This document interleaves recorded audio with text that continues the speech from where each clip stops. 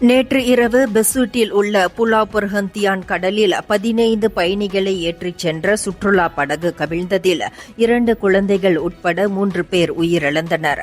இரவு 10 மணியளவில் நிகழ்ந்த இந்த சம்பவத்தில் புலாவ் பர்ஹந்தியான் கொச்சிலில் இருந்து புலாவ் பர்ஹந்தியான் பசாருக்கு செல்லும் வழியில் பலத்த அலைகள் மற்றும் மோசமான வானிலை காரணமாக படகு கட்டுப்பாட்டு இழந்து பின்னர் கோசி சாலட் ரிசார்ட்டில் இருந்து 0.05 கடல் மைல் தொலைவில் கவிழ்ந்ததாக நம்பப்படுகிறது.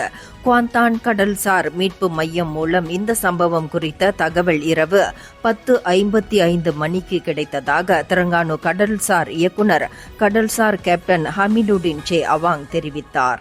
இந்த சம்பவத்தில் 19 முதல் 57 வயதுக்குட்பட்ட 9 பெரியவர்களும் 3 முதல் 11 வயதுக்குட்பட்ட 6 குழந்தைகளும் சென்றனர் என கூறப்படுகிறது. இருப்பினும் 6 வயது சிறுவன், 3 வயது சிறுமி மற்றும் ஒரு ஆடவர் என 3 பேர் உயிரிழந்ததாக உறுதிப்படுத்தப்பட்டுள்ளதாக அவர் கூறினார். இந்தியர்களின் இதய குரல் மக்களோசை.